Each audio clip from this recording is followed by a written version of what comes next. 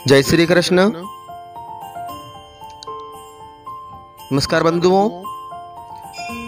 12 ज्योतिर्लिंग के कथा के अनुसार आज 12 ज्योतिर्लिंग में आखिरी ज्योतिर्लिंग, जी हाँ, जिनको हम घुश्मेश्वर ज्योतिर्लिंग के नाम से जानते हैं, शिव जी के 12 ज्योतिर्लिंग में से यह आखिरी ज्योतिर्लिंग है। यह महाराष्ट्र प्रदेश में दौलताबाद में 12 मील दूर वेरुल गांव के पास स्थित है। पुराणों में इस ज्योतिर्लिंग में यह कथा एक वर्णित है। एक अत्यंत तेजस्वी तपोनियशित ब्राह्मण सुधर्मा दक्षिण देश में देवगिरी पर्वत के पास रहता था। इसकी पत्नी का नाम सुदेहा था। ये दोनों आपस में बेहद प्रेम करते थे। इनकी कोई संतान नहीं थी। ज्योतिष गणना के यह पता चलता है कि सुदेहा गर्भवती नहीं हो सकती है, लेकिन फिर भी वो संतान चाहती थी। तब सुदेहा ने अपने पति यानी कि सुधर्मा से कहा कि वो उसकी छोटी बहन से विवाह कर ले। सुधर्मा ने पहले तो ये बात नहीं मानी, लेकिन सुदेहा की बार बार की जिद ने सुधर्मा को झुका दिया। सुधर्मा अपनी पत्नी की छोटी बहन घुश्मा के साथ विवाह करते हुए घर में उनको ले आया। अब घुश्मा अत्यंत विनीत और सदाचारिणी स्त्री थी, साथ ही शिव शंकर की परम भक्त थी। घुश्मा प्रतिदिन 101 पार्थिव शिवलिंग बनाती थी और पूरे मन के साथ उनका पूजन करती थी। शिव जी की कृपा ऐसी रही कि कुछ ही समय के बाद उसके घर में एक बालक ने जन्म ले लिया। दोनों बहनों की खुशी का ठिकाना नहीं रहा। दोनों बेहद प्यार से रह रही थी, लेकिन पता नहीं कैसे सुदेहा के मन में एक गलत विचार घर आ गया। उसने सोचा कि इस घर में सब तो घुश्मा का ही है, मेरा कुछ भी नहीं।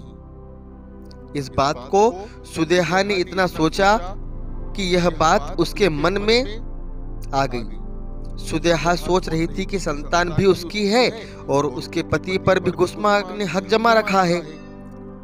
घुश्मा का बालक भी बड़ा हो रहा है और उसका विवाह भी हो जाएगा। इन्हीं सब विचारों के साथ एक दिन उसने घुश्मा के युवा पुत्र को रात में सोते समय ही मौत के घाट उतार दिया। वहीं उसके शव को तालाब में फेंक दिया। यह वही तालाब था जहां घुश्मा हर रोज पार्थिव शिवलिंग को फेंका करती थी।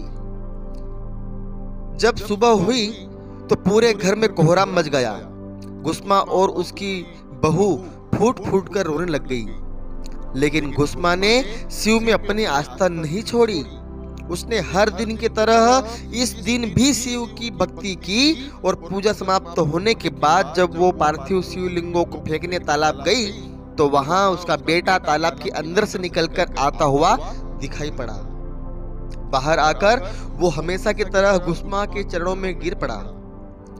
ऐसा लग रहा था कि मानो कहीं घूम कर आ रहा हो। तभी शिव जी प्रकट हो गए। उन्होंने घुश्मा से वर मांगने को कहा, लेकिन शिव जी सुदेहा की इस करतूत से बेहद क्रोधित थे और वे अपने त्रिशूल से सुदेहा गला काटने के लिए तैयार हो गए। लेकिन घुश्मा ने शिव जी से हाथ जोड़कर विनती करी कि वो उसकी बहन को क्षमा कर देवें। जो उसने किया है वह पाप है, लेकिन शिव जी की दया से ही उसका पुत्र वापस मिला है। यह अब सुदेहा उसे माफ कर दे। घुश्मा ने शिव जी से प्रार्थना की, लोक कल्याण के लिए वो इसी स्थान पर हमेशा के लिए निवास करे। शिव जी ने घुश्मा की दोनों बातें मान ली। ज्योतिर्लिंग के रूप में प्रकट होकर वही निवास करने लग गए। शिव भक्त घुश्मा के आराध्य होने के कारण इनका नाम घुश्मेश्वर महादेव पड़ गया और इसी गणेश्वर के नाम से भी इनको जाना जाता है। तो बंधुओं, यदि आप इस चैनल पर नए हैं तो कृपया वीडियो को लाइक करें और चैनल को सब्सक्राइब करें, ताकि इसी प्रकार से आपको हर धार्मिक पोस्ट और वीडियोस आपको मिलती रहे और आपको इसी प्रकार इनका ज्ञान होता रहे। अब कल हम कुछ और नया लेकर आएंगे वीडियो के अंदर। तब तक के लिए जय श्री कृष्ण।